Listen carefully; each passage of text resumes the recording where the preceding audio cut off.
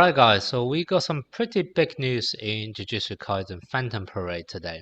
And that is they made the announcement for the next few events. And as you can see on the screen, we are going to have 3 brand new banners coming out in just a few days time. And that is absolutely crazy. Now, I don't think any of us saw this coming because obviously right now in the game, we still have the Jujutsu Kaisen Zero, the movie collab event, and there's 3 banners on this already. And then you're telling us on top of this, in just a few days' time, we're going to get another 3 banners happening at the same time. That's a total of 6 banners happening at the same time.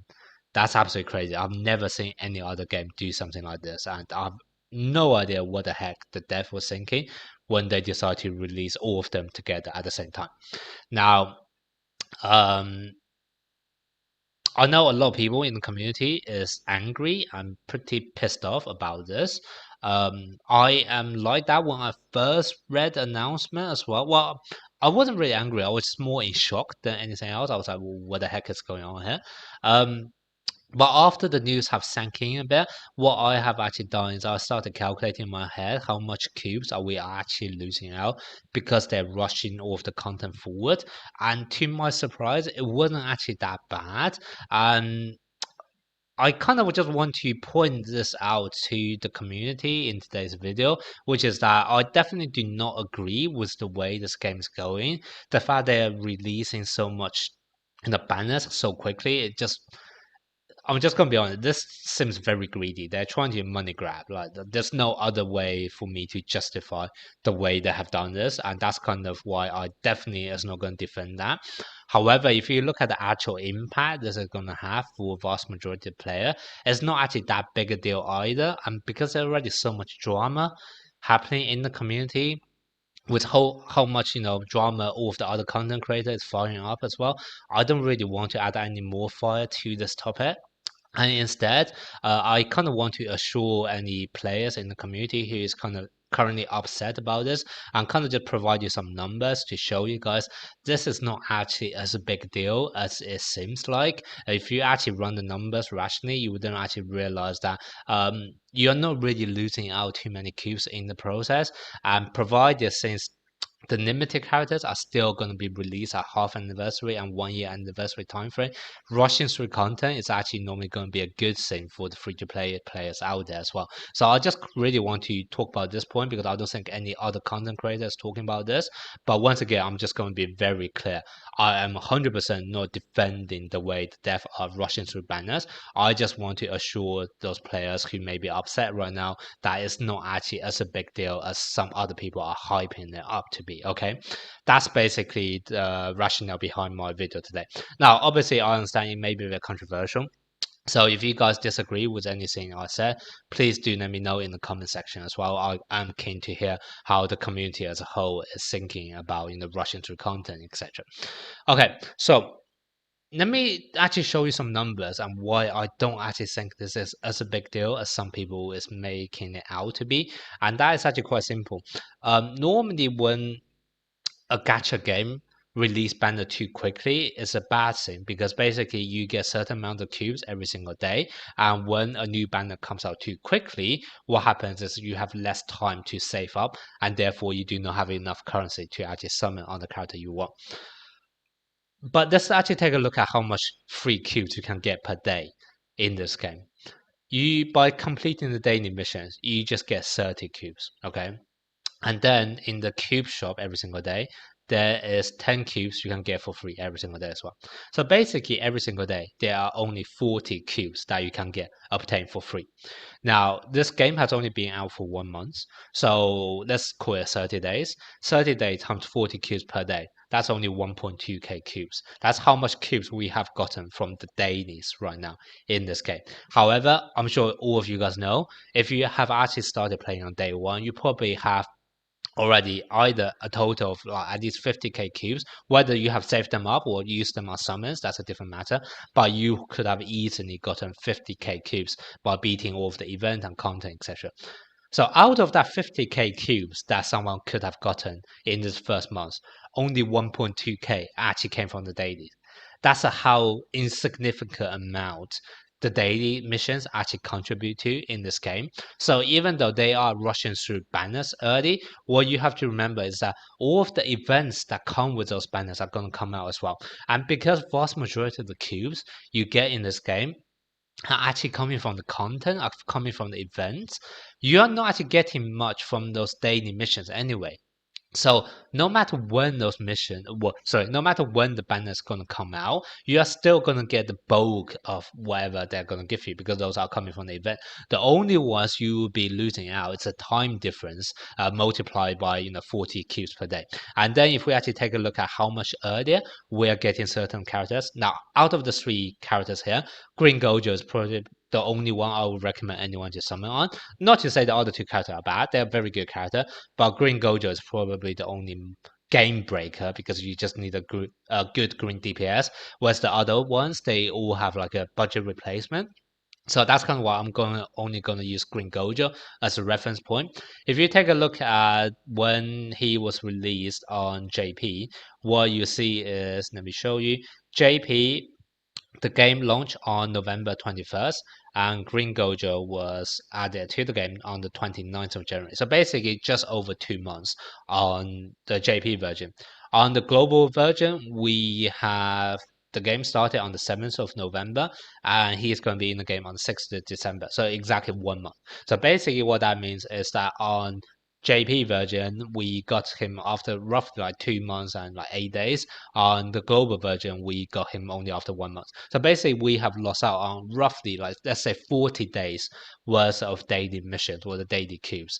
If you actually apply that to how much you can get every single day, remember it's just the 30 from the missions plus another 10 from the cube shop. That's only 40 cubes per day times the 40 days we're losing. Yes, we have missed out about 1.6k cubes. That's just 5 single summons. Like, it's, yes, we are losing out because we're rushing through content, but it's literally just 5 single summons. So, I just feel like some people are making this into way too big a deal than what it actually is. Now, once again, I'm not agreeing with the way the Death have done it. I guess one way of putting it is a bit cliche. It's kind of like not what they have actually done, but it's the way they have done it. Like, if you actually take a look at the actual impact this is going to make you guys, you are not really losing too much cubes as a result of them rushing through content.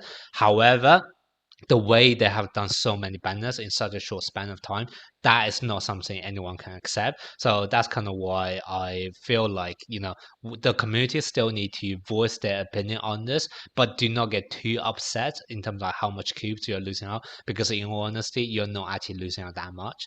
And the other thing I also want to point out is that if you actually look at the JP version, what's going to happen is that they actually had the blue Momo banner after the green Gojo banner. So if you actually compare to the way globals do, they are bringing blue Momo event up forward by before when green Gojo is going to be available. So yes, we are losing about 1.6k cubes from all of those daily missions, but in return we got a whole event ahead of what JP did, and that normally I think an event can bring about 1.6k cubes anyway. So actually, if you think about how much cubes you're going to have in time ready for Green Gojo, it's actually about the same whether you're on global or on JP. So once again, I don't actually think it's that big a deal. Now, there is actually going to be one exception, which is going to be whether they are still going to keep the half anniversary limited character still at the same time of half anniversary. Now, if they decide to rush this, then I think that's going to be a massive, massive deal breaker. However, if they are still reasonable and still cap half anniversary or half anniversary as they should, I think we are actually okay with the way they just rush in through standard pool characters, etc. And that's because if we actually think, let's say half anniversary is still at half anniversary, what that's going to mean is that you're still going to get your 180 days or your half year worth of daily free cubes from your mission. But at the same time, because global is speeding up through content, you're going to get more of the standard pool events in the same half a year. And what that could actually mean for the free-to-play players out there is that you actually end up getting more free cubes from those events than what JP had available by the time of their half-year anniversary. So it could still actually work out to be in favor for the global free-to-play players. It really is going to depend on what is there going to be their decision on the half anniversary, whether they're sticking to half anniversary or whether they decide to rush through this as well. So I still think there's a very valid point for the communities to speak up now, because if we don't make our voice heard now, the game developer are not going to think it's a big deal, and they will probably rush through half anniversary quicker as well. However, if we make up all of our noise now, they realize it's a big deal, they decide to slow it down, and half anniversary is still a half anniversary, we could actually end up better than what the JP players had. So that's something I think is also going to be very, very important for us to bear in mind. So yeah, that's kind of the way I look at it. I don't know whether everyone agree with my calculations. Like, honestly speaking, if you just look at the actual daily missions, you then realize you are not actually losing that much just by, having a banner earlier.